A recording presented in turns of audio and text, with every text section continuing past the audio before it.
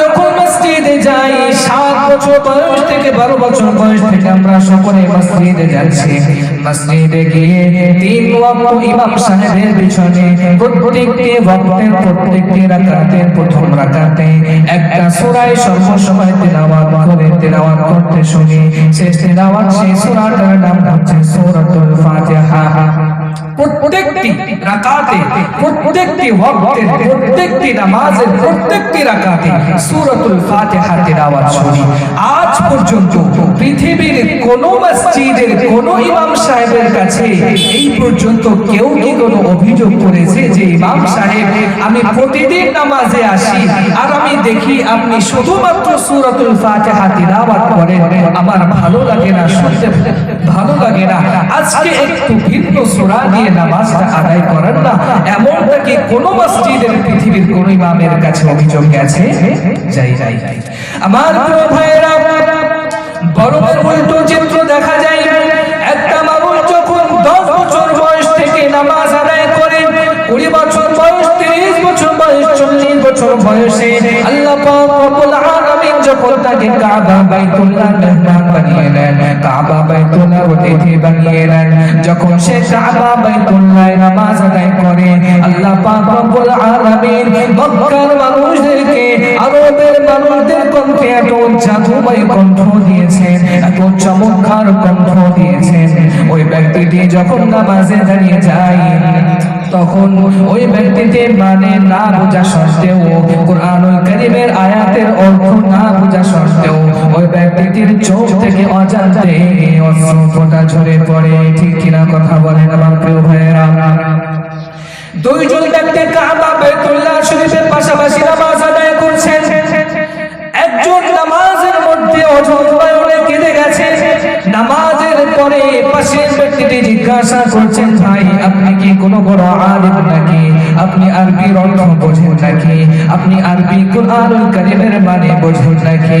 উনি বললেন, ভাই আমি কুরআনুল কারীমের আলিফও পড়তে জানি না, কুরআনুল কারীমের বাও পড়তে জানি না, কিন্তু কুরআনুল কারীমের তিলাওয়াত এত মধুর কণ্ঠে হয়, এত জাদুমাখা কণ্ঠে কুরআনুল কারীমের তিলাওয়াত করা হয় যে মনটা জানি কখন এই চোখ দিয়ে অঝর নয়নে পানিটা বার হয়ে যায়। জোরে বলা যাবে না সুবহানাল্লাহ? এটাই হচ্ছে কুরআনুল কারীমের বৈশিষ্ট্য।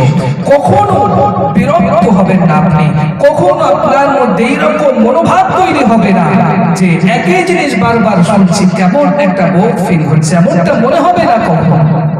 একটা গান, একটা গজল, একটা ছোট্ট কোনো আবৃত্তি একবার শুনবেন, 2 বার শুনবেন, 3 বার শুনবেন, খুব ভালো লাগলে 30 বার 40 বার, তারপরে আর শুনতে ইচ্ছা হবে না। কিন্তু আমার প্রিয় ভাইয়েরা, যতই আপনি কুরআনুল কারীম শুনবেন, কুরআনুল কারীম আপনার দিলকে আকর্ষণ করবে, অ্যাট্রাকশন করবে। কুরআনুল কারীমের একটা বৈশিষ্ট্য হচ্ছে আপনি যত বেশি কুরআনুল কারীমের তিলাওয়াত শুনবেন, তিলাওয়াত করবেন, আপনার হৃদয়কে তার দিকে আকর্ষণ করবে।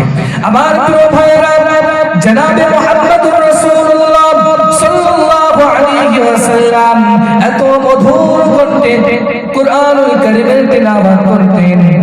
আল্লাহ রাসূলের জানি দুশমন যারা ছিল, আল্লাহ রাসূলের জীবনের দুশমন যারা ছিল, আবু লাহাব, উতবা, শাইবা, আবু লাহাব, এরা সকলে রাসূলের জীবনটাকে কেড়ে নেওয়ার জন্য, রাসূলকে কষ্ট দেওয়ার জন্য সার্বিকভাবে প্রচেষ্টা চালাতো। কিন্তু রাসূল যখন তাহাজ্জুদের নামাজে ঘরের মধ্যে কুরআনুল কারীমের তেলাওয়াত করতেন, এই আবু লাহাব, উতবা, শাইবা, আবু জেহেল এরা সকলে লুকিয়ে লুকিয়ে রাসূলের ঘরের দেওয়ালে কান লাগিয়ে রাসূলের সুমধুর কণ্ঠে তেলাওয়াত শুনতেন। জোরে বলা যাবে না সুবহানাল্লাহ? একদিন আবু জেহেল, উতবা, শাইবা, আবু লাহাব, আবু সুফিয়ানকে ডেকে বলছে, শোনো, আমরা তো মক্কার নেতৃস্থানীয় মানুষ, আমরা তো মক্কার নেতা মানুষ, আমরা বলি মুহাম্মদকে হত্যা করতে, আমরা বলি মুহাম্মদকে কষ্ট দিতে, কিন্তু আমরাই যদি আবার লুকিয়ে লুকিয়ে মুহাম্মদের তেলাওয়াত শুনতে আসি, সাধারণ মানুষ যদি জানতে পারে তাহলে তো তারা আমাদের হুকুমকে অমান্য করবে, মানবে না। তাহলে কি করা যায়?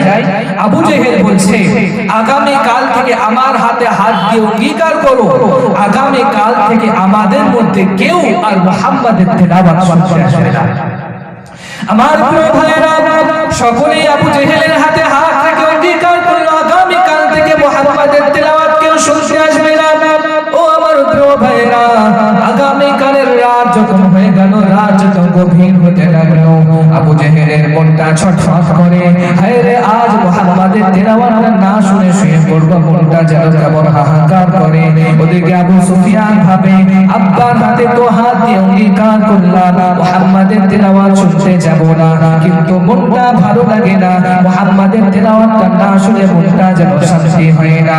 আব্বার হাতে হাত দিয়ে যখন অঙ্গীকার করেছি নিশ্চয় আব্বা মুহাম্মাদের তেলাওয়াতটা শুনতে যাবে না, কেউই মুহাম্মাদের তেলাওয়াতটা শুনতে যাবে না, আমি একা একা লুকিয়ে লুকিয়ে মুহাম্মাদের তেলাওয়াতটা শুনে আসি। এদিকে আবু জেহেল ভাবে আমার হাতে হাত দিয়ে তারা যখন অঙ্গীকার করেছে তখন কেউই মুহাম্মাদের তেলাওয়াত শুনতে যাবে না, আমি একটু লুকিয়ে লুকিয়ে মুহাম্মাদের তেলাওয়াতটা শুনে আসি। ওইদিকে উতবা ভাবে একই কথা, উতবা ভাবে একই কথা, আবু লাহাব ভাবে একই কথা, সকলে ভাবে সবাই যখন অঙ্গীকার করেছে কেউ মুহাম্মাদের তেলাওয়াত শুনতে যাবে না, আমি আজকে লুকিয়ে লুকিয়ে মুহাম্মাদের তেলাওয়াতটা শুনে আসি। আমার প্রিয় ভাইরা, আল্লাহ রাসূল নামাজের মধ্যে তাহাজ্জুদের মধ্যে কুরআনুল কারীমের তেলাওয়াত সুমধুর কণ্ঠে কুরআনুল কারীমের তেলাওয়াত করেছেন। আবু লাহাব এক দেওয়ালে কান দিয়ে শুনে, আবু সুফিয়ান অন্য দেওয়ালে কান দিয়ে শুনে, উতবা এক দেওয়ালে কান দিয়ে শুনে, আবু সাইবা এক দেওয়ালে কান লাগিয়ে শুনে, কেউ জানেই না যে আমার পাশে আরেকজন তেলাওয়াত শুনছে। আবু লাহাব জানে না আমার ছেলে আবু সুফিয়ান তেলাওয়াত শুনছে।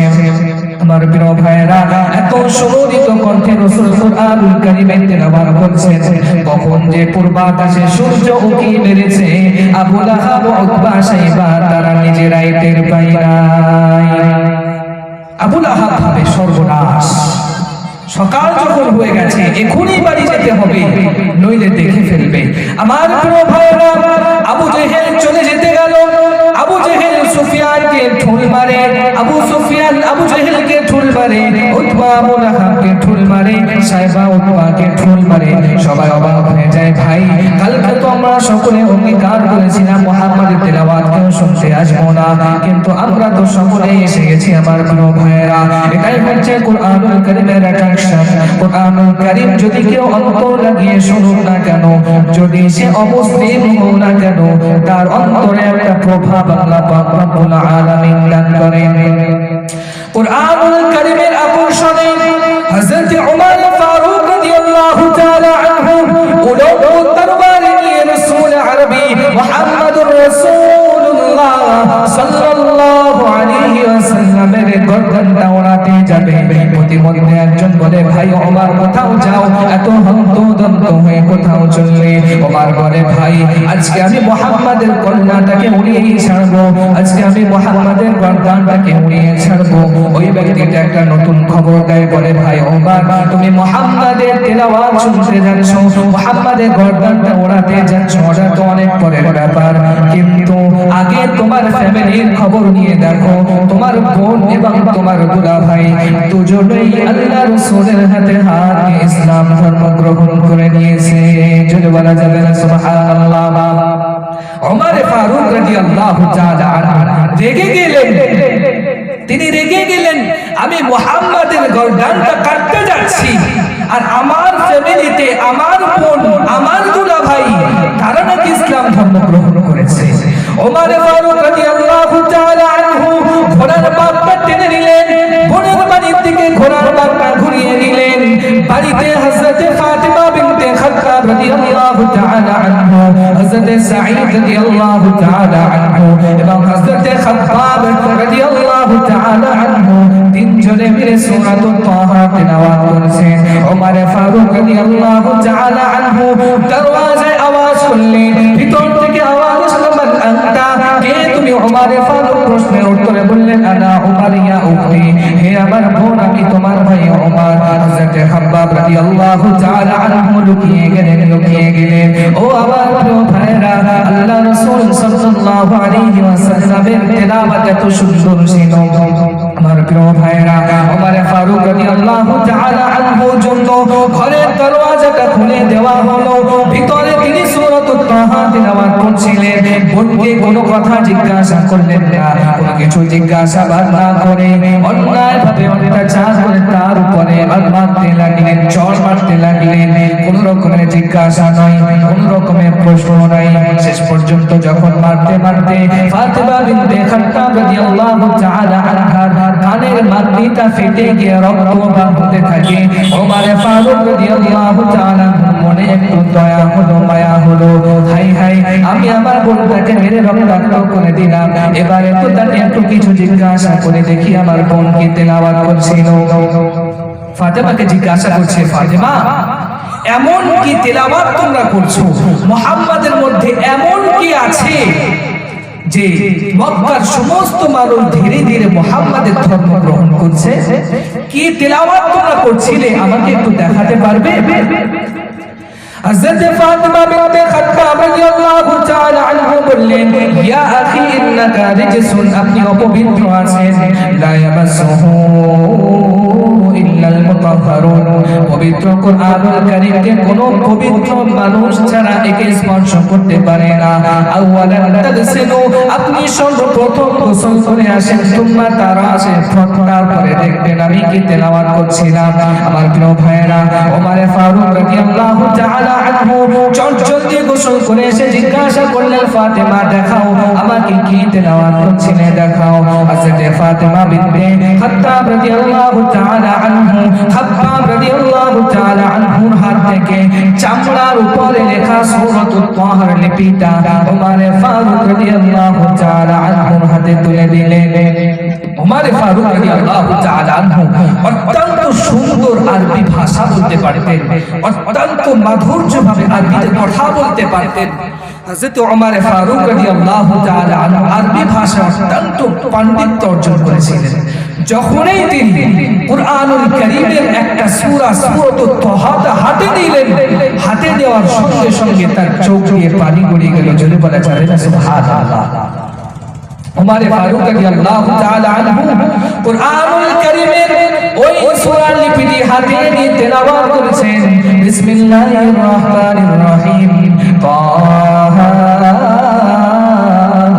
মা আনজালনা আলাইকাল কুরআনা লিতাশকা ইল্লা তাযকিরাতান লিমান ইয়াখশা তানজিলান মিম্মান খালাকাল আরদা ওয়াস সামাওয়াতিল উলা। কুরআনুল কারীম আল্লাহ পাক রব্বুল আলামিনের পক্ষ থেকে পাঠানো একটা গ্রন্থ, যার স্বয়ং রচয়িতা হচ্ছেন যিনি গোটা আসমান জমিনের সৃষ্টিকর্তা।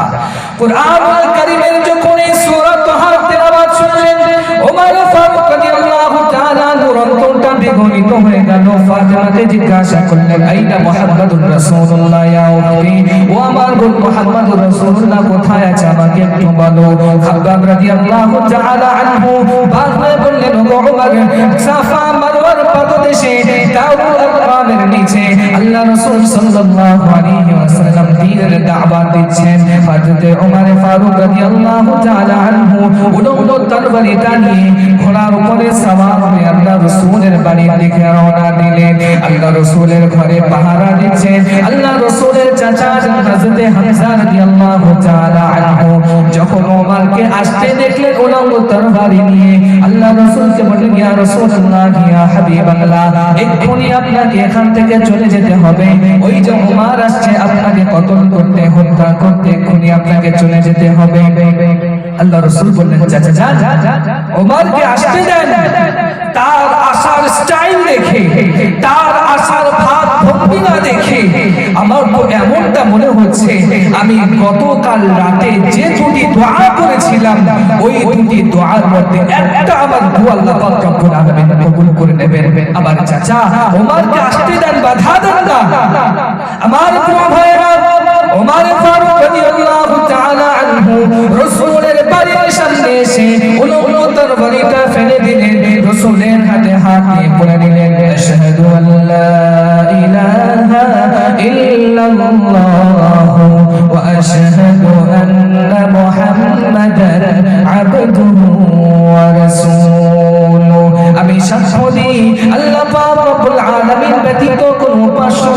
ইলাহ নাই, কোনো মাবুদ নাই, এবং মুহাম্মাদুর রাসূলুল্লাহ সাল্লাল্লাহু আলাইহি ওয়াসাল্লাম আল্লাহ পাক রব্বুল আলামিনের পক্ষ থেকে পাঠানো বান্দা এবং রাসূল।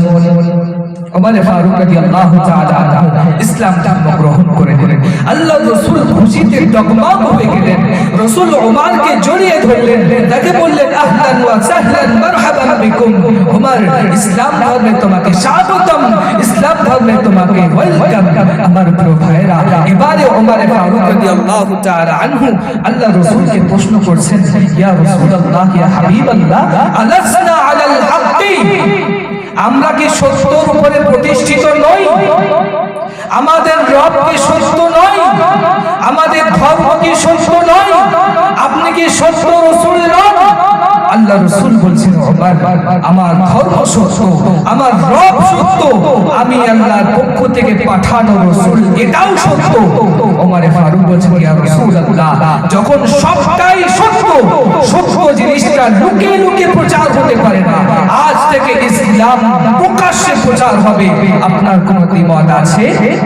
আল্লাহ রাসূল বললেন, ওমর, এখনই মাথা গরম করলে হবে না, আমাদের সংখ্যা কম, আমাদের লোকবল কম, এখনই যদি আমরা মাথা খারাপ করি তাহলে কিন্তু ইসলাম প্রচার প্রসারে আমাদের জন্য অত্যন্ত বাধা বিঘ্নতার সম্মুখীন হতে হবে।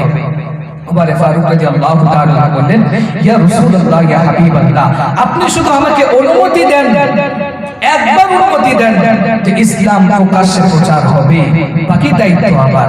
আমার প্রিয় ভাইরা, ওমর ফারুক রাদিয়াল্লাহু তাআলা আনহু জজবা দেখে আল্লাহ রাসূল বলেন, ঠিক আছে, আমি অনুমতি দিয়ে দিলাম, তোমার কি করার করে দাও। আমার প্রিয় ভাইরা, হযরত ওমর ফারুক রাদিয়াল্লাহু তাআলা আনহু মাত্র কিছুক্ষণে মুসলমান হয়েছেন। কুরআনুল কারীমের বরকতে আল্লাহ পাক রব্বুল আলামিন তার অন্তরে এমন একটা ঈমানের নূর জ্বালিয়ে দিয়েছেন। ওমর ফারুক রাদিয়াল্লাহু তাআলা আনহু বললেন, ইয়া রাসূলুল্লাহ, ইয়া হাবিবাল্লাহ, আমরা এক্ষুনি দারুল আরকাম থেকে বাইতুল্লাহ পর্যন্ত একটা মিছিল করব। এই মিছিলে শুধুমাত্র আল্লাহু আকবার, আল্লাহু আকবার তাকবীর দিব। তাকবীর কারা দেবে? খোঁজা হলো, খুঁজে খুঁজে মাত্র 11 জন নতুন নতুন মুসলমানকে পাওয়া গেল। 11 জন মুসলমান। এই 11 জন মুসলমানকে নিয়েই ওমর ফারুক রাদিয়াল্লাহু তাআলা আনহু একটা মিছিল করলেন, যে মিছিলে শুধুমাত্র আল্লাহু আকবার তাকবীর দেওয়া হবে। লাইন দিয়ে লাইনের নেতৃত্ব দিচ্ছেন ওমর ফারুক রাদিয়াল্লাহু তাআলা। যখন মিছিল শুরু করবেন, তিনি একটা বিশাল সংক্ষিপ্ত জালালময় ভাষণ দিলেন। মক্কার সমস্ত কাফিরদের উদ্দেশ্যে তিনি ঘোষণা করলেন, এমন কেউ আছে যে তার মায়ের বুককে খালি করতে চায়? এমন কেউ আছে যে তার স্ত্রীকে বিধবা করতে চায়? এমন কেউ আছে যে তার সন্তানকে তিন করতে চায়? যদি এমন কারোর করার চিন্তা ভাবনা থাকে, আমি ওমর, আমার নেতৃত্বে মিছিল প্রচারিত হচ্ছে, আগামীতে চলবে, আমার মিছিলটাকে বাধা দিয়ে দেখা। कोई माए का लाल है जो मेरे इस काम को रोक कर दिखा सके। আমার প্রিয় ভাইরা, কারোর শক্তি হয় নাই ওমর ফারুক রাদিয়াল্লাহু তাআলা আনহু মিছিলের মোকাবেলা করবে, তার সামনে গিয়ে কেউ প্রশ্ন তুলবে যে কেন এই মিছিল তৈরি করা হলো, কেন এই মিছিলকে পাঠানো হলো। ওই দিন থেকেই কাবা বাইতুল্লাহ প্রকাশ্যভাবে নামাজ আদায় শুরু হয়েছে। আজও আলহামদুলিল্লাহ তা কিয়ামত নামাজ প্রকাশ্যভাবে জারি থাকবে ইনশাআল্লাহ তাআলা।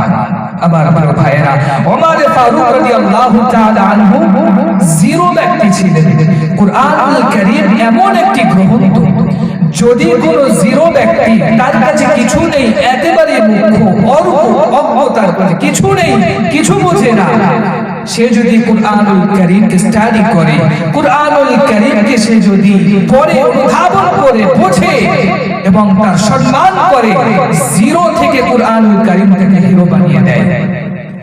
আবার যদি কোন হিরো ব্যক্তি, সে যত বড় পয়সাওয়ালা হোক না কেন, যত বড় গদি মিডিয়াওয়ালা হোক না কেন, যত বড় দামি ব্যক্তি হোক না কেন, যত বড়ই হিরো হোক না কেন, কুরআনুল কারীমের অসম্মান যদি কেউ করেছে, ওই হিরো থেকে জিরোতে নিয়ে আসতে আল্লাহ পাক রব্বুল আলামিনের 1 সেকেন্ডের টাইম দরকার হয় না।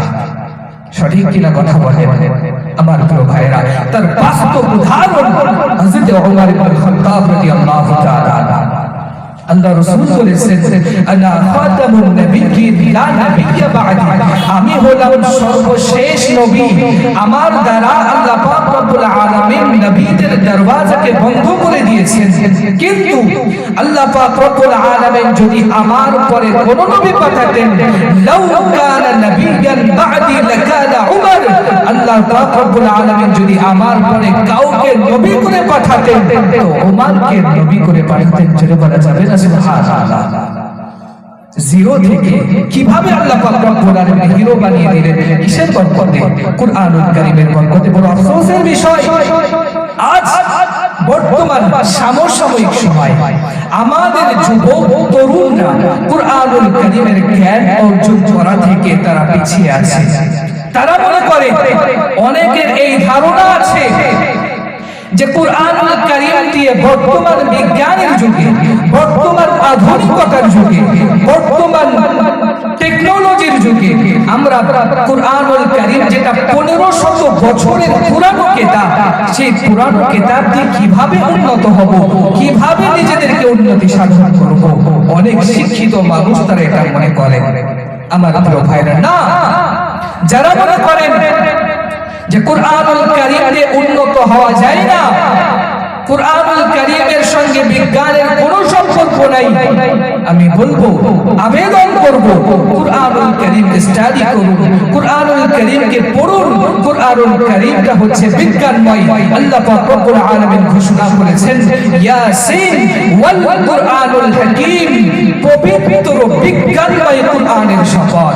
বিজ্ঞানের সঙ্গে কুরআনের কোনো দ্বন্দ্ব নাই, কুরআনটা পুরোটাই বিজ্ঞানময়। কিন্তু আমাদের মধ্যে অনেকে আছেন, কুরআনুল কারীম দিয়ে আমরা কিভাবে উন্নতি সাধন করব? যারা মনে করেন কুরআনুল কারীমে বিজ্ঞান নয়, নাই, তাদের জন্য আমি সামান্য কয়েকটা উদাহরণ দেই। বর্তমানে যে পৃথিবীতে আমরা বসবাস করছি, আমরা কখনো চিন্তা ভাবনা করি নাই যে পৃথিবীটার সৃষ্টি কিভাবে হবে। বর্তমান বৈজ্ঞানিকরা তারা তাদের বিজ্ঞান তথ্যের আলোকে গোটা বিশ্ববাসীকে জানিয়েছে যে পৃথিবী উৎপত্তি হওয়ার পূর্বে, পৃথিবী সৃষ্টি হওয়ার পূর্বে আসমান, জমিন, পাহাড়, পর্বত, নক্ষত্র মণ্ডলী, তারকারাজি সবকিছু এক জায়গায় একত্রিত ছিল, জমাট বেঁধেছিল, পুঞ্জীভূত হয়েছিল। কিছুকাল পরে একটা মহা বিস্ফোরণ ঘটানোর পরে সবকিছু সেপারেট হয়ে যায়, আলাদা আলাদা হয়ে যায়। এইটা বর্তমান বৈজ্ঞানিকরা তারা তাদের স্যাটেলাইট, তারা তাদের আধুনিকতা, তারা তাদের টেকনোলজির মাধ্যমে বিশ্ববাসীকে জানিয়েছে আজ থেকে মাত্র 65 বছর আগে, 1965 সালে। কিন্তু আমার প্রিয় ভাইয়েরা, কুরআনুল কারীম এমন একটি কিতাব, যারা বলে কুরআনুল কারীম শিখে কি হবে, কুরআনুল কারীম তো শুধু মোল্লাদের কিতাব, হুজুরদের কিতাব, এটা শিখে কি হবে, তাদের উদ্দেশ্যে আমার কথা। আল্লাহ পাক রব্বুল আলামিন কুরআনুল কারীমে পৃথিবী সৃষ্টির রহস্য সম্পর্কে আজ থেকে 1500 বছর আগে জানিয়ে দিয়েছেন। আওয়ালাম ইয়ারাল্লাযীনা কাফারু আন্নাস সামাওয়াতি ওয়াল আরদা কানাতা রাতকান ফাফাতাকনাহুমা। আল্লাহ পাক রব্বুল আলামিন ঘোষণা করেছেন, অবিশ্বাসীরা কি দেখে না, যখন পৃথিবী সৃষ্টি করা হয়, পৃথিবী সৃষ্টি করার পূর্বে আসমান, জমিন, পাহাড়, পর্বত, নক্ষত্র মণ্ডলী সবকিছু এক জায়গায় সমবেত ছিল, একত্রিত ছিল। এরপরে আমি আল্লাহ পাক রব্বুল আলামিন আমার মহাশক্তিতে, মহাশূন্যে একটা মহা বিস্ফোরণ ঘটাই। সেই বিস্ফোরণ ঘটানোর ফলে জমিন আলাদা হয়ে যায়, আসমান সেপারেট হয়ে যায়, তারকারাজি তার স্থলে চলে যায়, নক্ষত্র মণ্ডলী সকলে নিজ নিজ স্থানে চলে যায়। সুবহানাল্লাহ। যে বিজ্ঞান পৃথিবীর উৎপত্তি সম্পর্কে মাত্র 65 বছর আগে আমাদেরকে ধারণা দিয়েছে, আজ থেকে